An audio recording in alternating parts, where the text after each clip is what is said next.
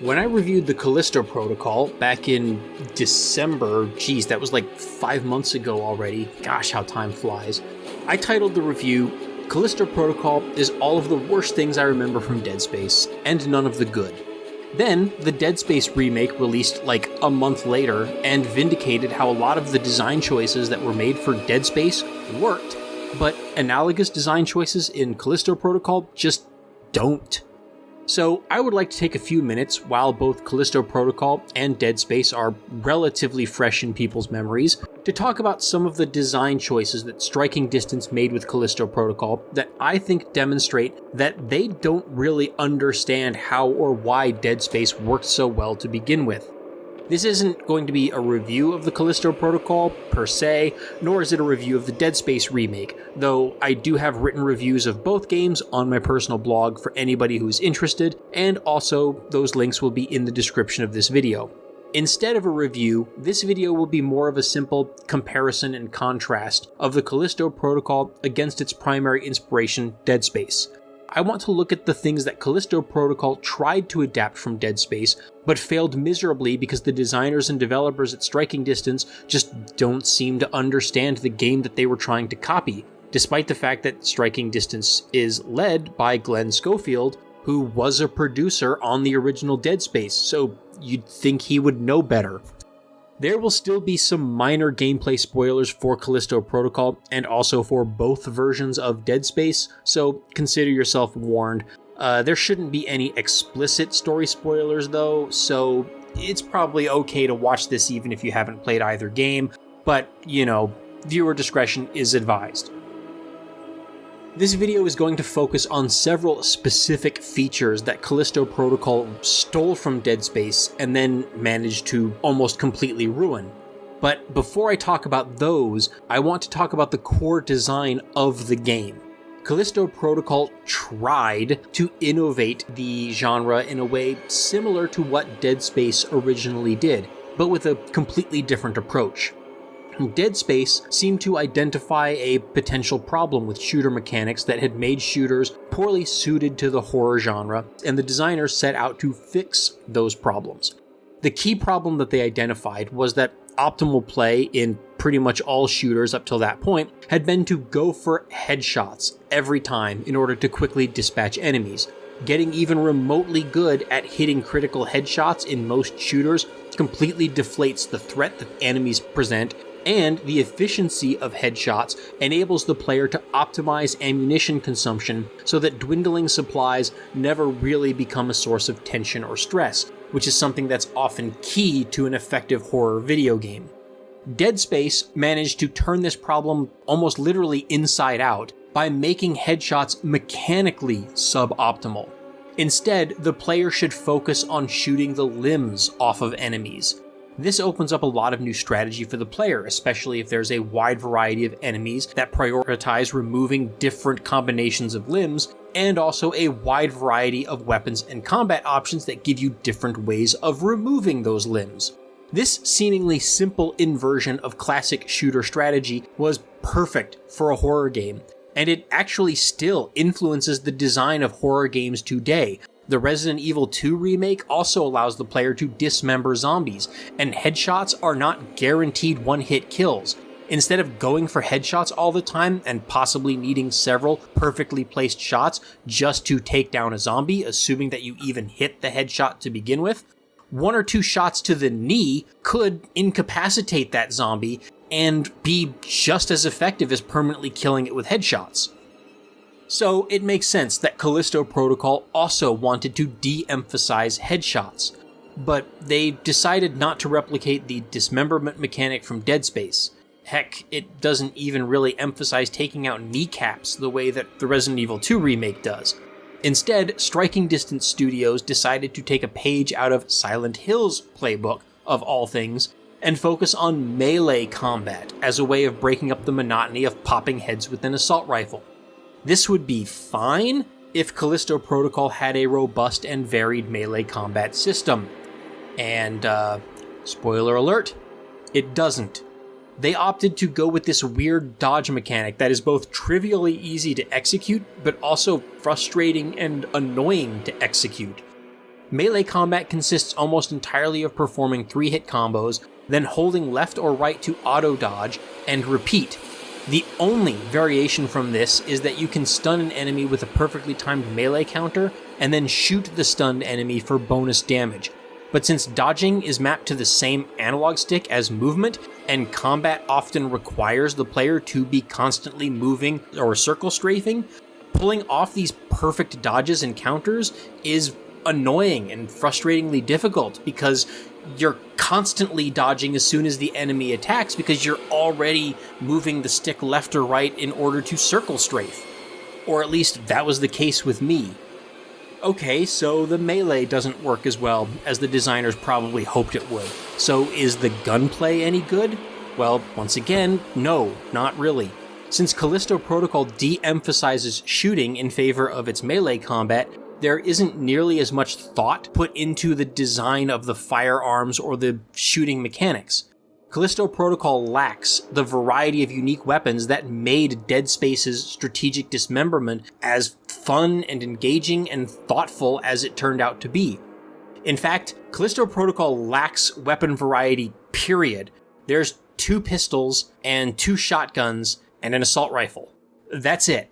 There's no sci-fi laser guns, no flamethrower, no grenade launcher, or even tossable grenades in general. There's no magnum handgun, no scoped rifle, no landmines or tripwires, and none of the seemingly obligatory bows and arrows or crossbows that have made their way into so many action shooters in the past, 10 years or so. Just 2 pistols and 2 shotguns.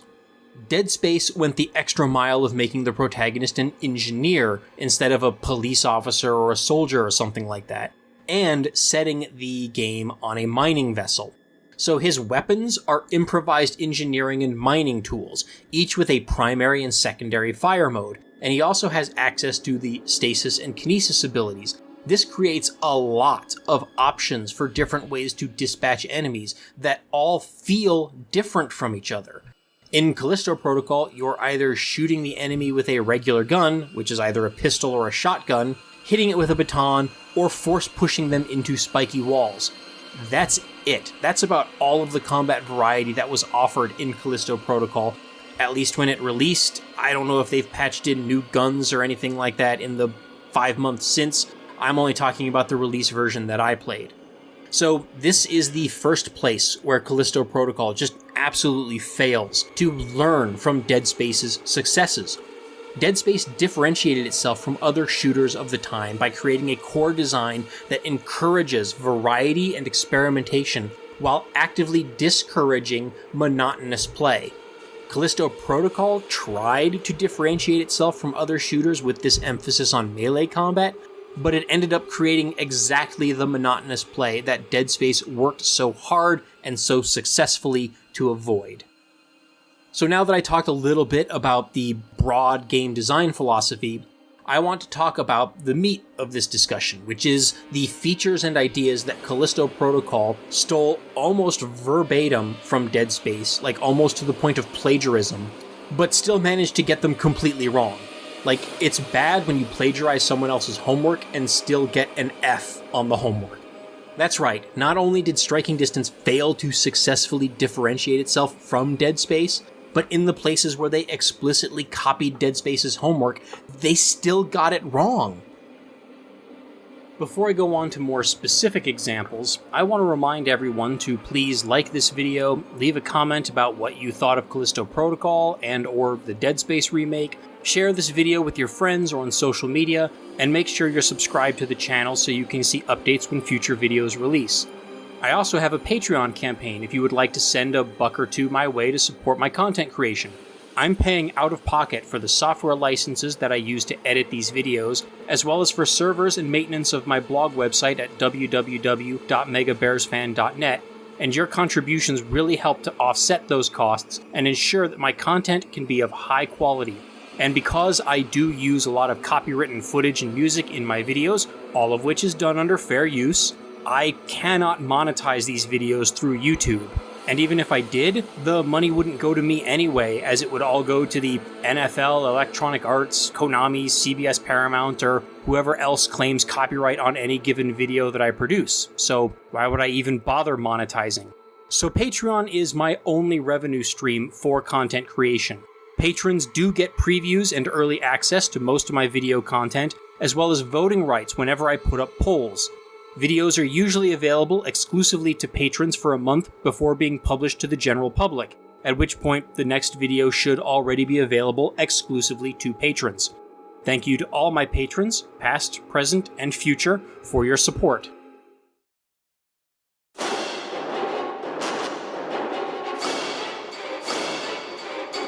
One of Dead Space's most infamous scares is a recurring set piece in which Isaac is suddenly and unexpectedly grabbed by an alien tentacle and dragged by his feet down one or two hallways to imminent death.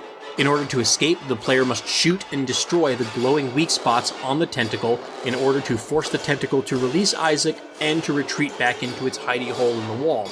All the while, the tentacle is dragging Isaac along, which is consistently disrupting the player's ability to aim. Further, the tentacle will drag Isaac around corners, and so the geometry of the level can also act as an obstacle to aiming, and the moving tentacle itself will also obstruct Isaac's line of sight to the glowing target. These encounters work in Dead Space because they utilize the game's core mechanic, not just of shooting in general, but also the idea of specifically shooting limbs and weak spots. The player loses control of Isaac's mobility, but you retain full control of aiming and shooting, even though your perspective is changed a bit and your aim will be a little bit disrupted and awkward because of it. You can even switch out of your weapon or access the inventory during this encounter because you are literally still playing the game. Callisto Protocol has a similar monster, but it's complete garbage. It's a little tentacle with a face on it that shoots out from an egg-like orb thingy.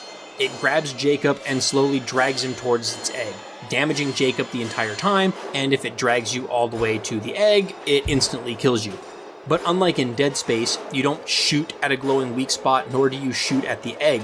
Instead, you have to mash a button in a simple, single-button QuickTime event in order to escape the grab. I guess this is technically using melee to solve the encounter, and melee is an emphasis of the game's design, so partial credit for that, I guess. But it doesn't utilize any of the core melee mechanics. You just mash a button, which isn't even the primary attack button for melee, while your health is being persistently drained. This enemy could have been designed to have some kind of attack embedded within its grapple, which the player must dodge in order to avoid taking the damage. And these attacks could even have been designed such that a perfect dodge would allow the player to counterattack and damage or instantly kill the tentacle. Like, maybe as it's dragging Jacob towards its egg, it also stabs at his face with like a retractable needle appendage, and the player has to dodge left or right to move Jacob's head and avoid having his face impaled. This would have engaged the core gameplay mechanics and probably been a much better set piece, more akin to what Dead Space had offered. But nope, it's just a simple, single-button mashing QuickTime event. In fact, I think I recall seeing interviews with Dead Space's creators in which they said that implementing those tentacle encounters was particularly difficult on a technical level, but they were determined to make it work because they didn't want this encounter to just be a simple QuickTime event. One that we came upon almost made us break our rule because it was so hard that we almost just said, well, let's just have him drag Isaac and we'll just shoot. And it was like, no, we're not going to do that. We're not going to break our rule just for one. And that was back when QTEs were like kind of still all the rage in mainstream gaming. Striking Distance apparently didn't get the memo.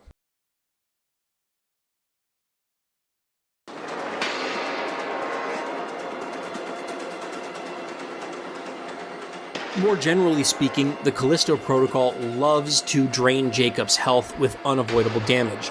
This is always something that infuriates me with modern horror game design. Unavoidable damage is completely antithetical to survival horror as a concept. If the player plays cautiously enough, you should be able to avoid taking any damage at all, period. Forcing unavoidable damage on the player is A, just plain not fair, and B, desensitizes the player to the threats that are posed by the game. The last thing that any horror game should want is for the player to shrug off receiving damage or to just act carelessly or go in guns a-blazing because they know that the game is going to hit you with a cheap hit anyway, and that it's probably just going to kill you and you're just going to have to restart the set piece from a couple minutes previously, so why bother being careful to begin with?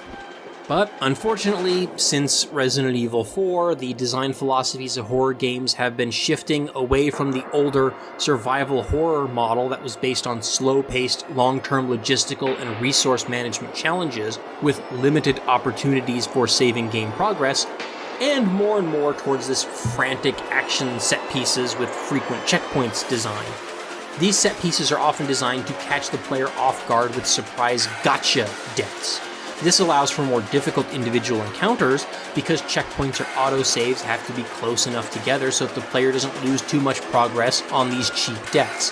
But it can hinder immersion and atmosphere because the player expects to die once or twice in any given set piece. So you're not really afraid, and there's not really much of an atmosphere of tension or horror or even really just threat because death is trivial.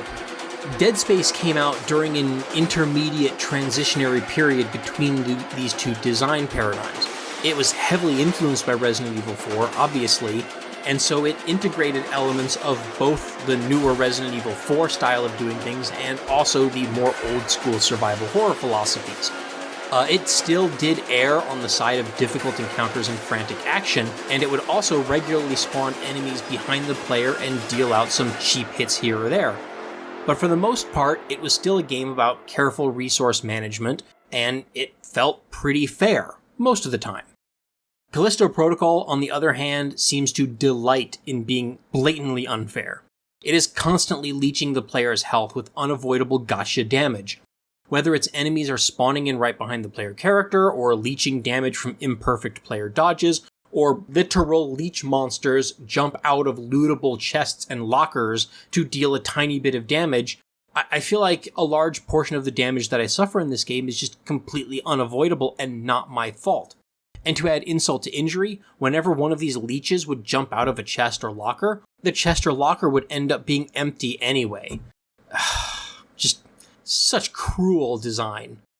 I think even the designers recognize that this game is unfair because the game hands out healing items left and right. They drop from every few enemies and seem to be hidden around almost every other corner.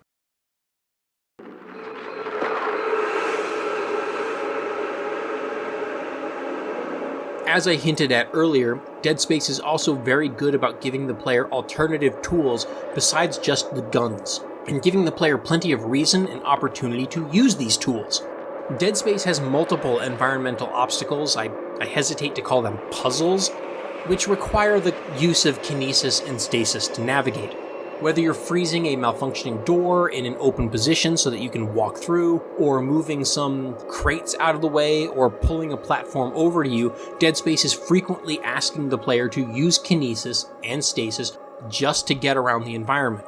This not only provides some variety in gameplay and in level design, but it also serves to remind the player that these mechanics exist, and so you're more likely to remember to use them in combat.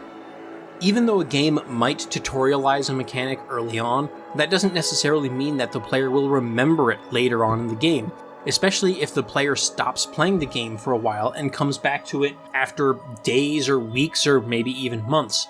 Games are not like movies. They are not designed to be consumed in their entirety in a single sitting. This is why they have the ability to save progress. There aren't too many working-class adults or parents who have the time to sit and play an 8, 12, or 16-hour campaign in a single session, let alone frickin' 90-hour open-world grindathons, and so this means that tutorials aren't always going to stay fresh in our memory. This is especially true if a particular player plays another game in the meantime. Not only do I play other horror and shooter games, but I also play other games in completely different genres, and sometimes I go back and forth between these different games, and sometimes that means I forget the controls. Granted, it isn't Dead Space's fault, nor is it Callisto Protocol's fault that I might boot up another similar game like Resident Evil in between sessions with Dead Space or Callisto Protocol, and that I might end up getting the controls cross-wired between those two games.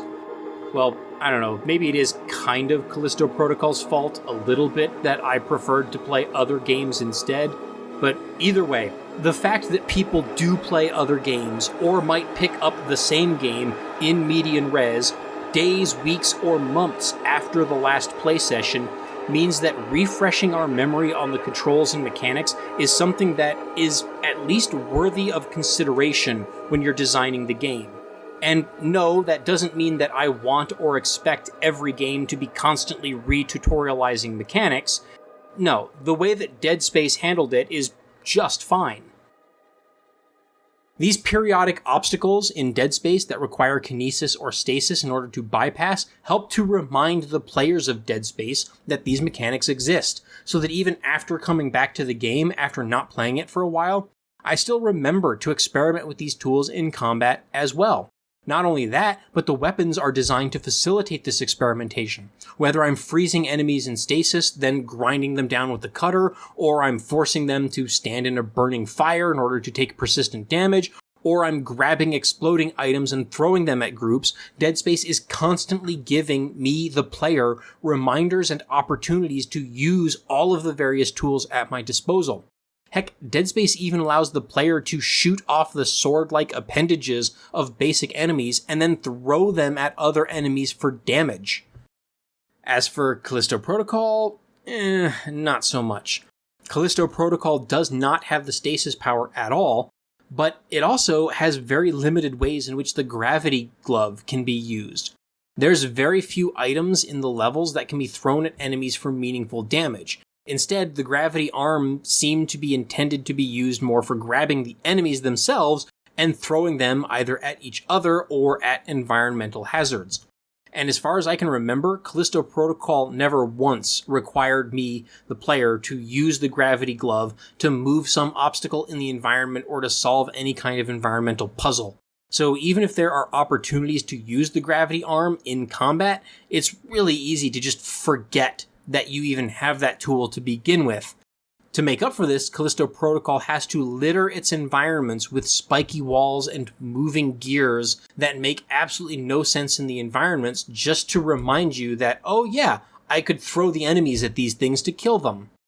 Also, Dead Space's occasional stasis and kinesis obstacles help to demonstrate to the player that there's multiple ways to use stasis and kinesis.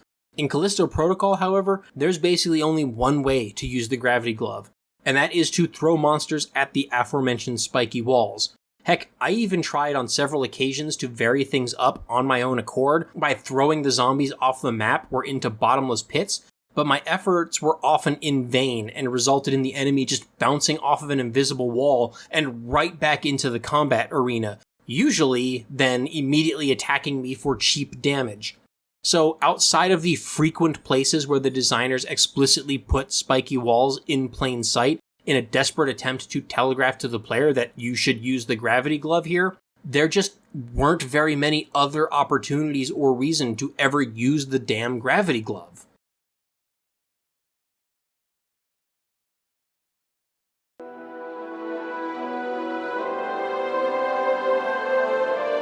And the silly, nonsensical, spiky walls bring me to the next and final point that I want to discuss. The Callisto Protocol just lacks the immersive, believable environment that is the USG Ishimura in Dead Space. I'm not going to pretend that Dead Space was an immersive sim or that it was designed as a realistic space first and then had gameplay fit into it, you know, the way that some of the spaces of, say, Dark Souls appear to be designed. No, the USG Ishimura is still a video game level designed for gameplay first and realism second.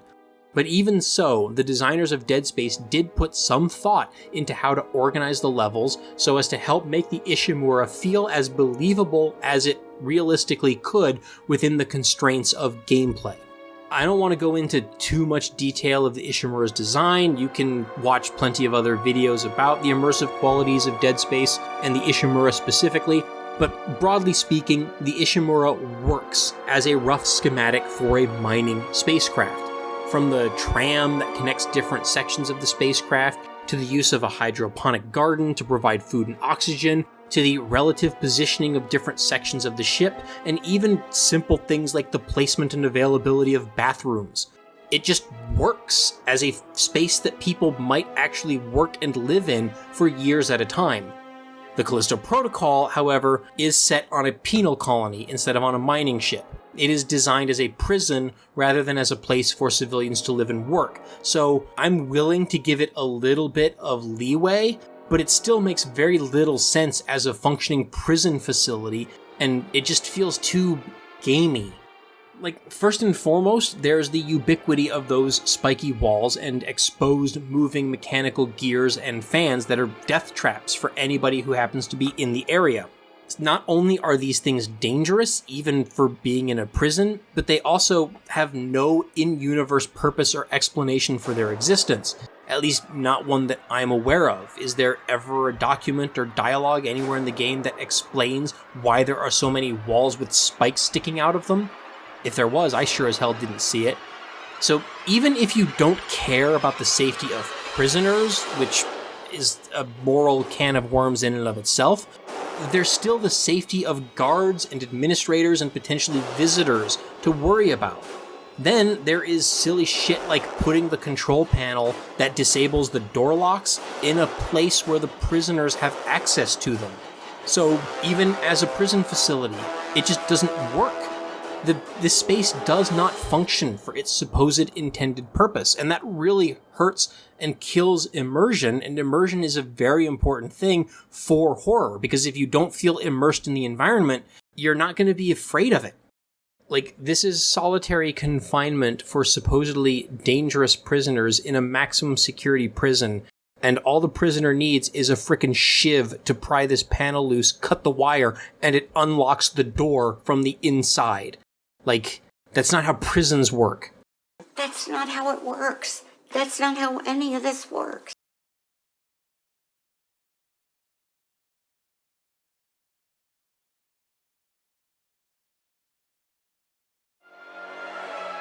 Well, I think that about covers my feelings about Callisto Protocol. Remember, I also have a written review on my blog for both Callisto Protocol and the Dead Space remake. I was hoping that my next video project would be about one of my favorite tabletop board games, but sadly, I never had the foresight to record footage of the game being played before I decided to cover this particular topic, and I haven't been able to play enough matches since in order to capture any useful new footage. I have plenty of photos, but I'm really not keen on making a video that is mostly just narration over still photos, unless I have absolutely no other recourse. So it might still be a while before I can get around to producing that particular video. Board game content is just a lot harder than video game content because it's dependent on other people's schedules and their willingness to play, not just on me. Hopefully, I'll be able to get a couple matches in the coming weeks or months, capture some illustrative footage, and get that video out later this summer or early fall. But unfortunately, I can't make any promises because it depends on other people. In the meantime, though, I'm going to have to figure out a short topic to cover. Whatever that topic ends up being. That next video should already be available to patrons by the time this releases publicly. So if you aren't already a patron and you're watching this, it means that the next video is probably already available to patrons. Either way, thanks for your support, and thanks, as always, for watching.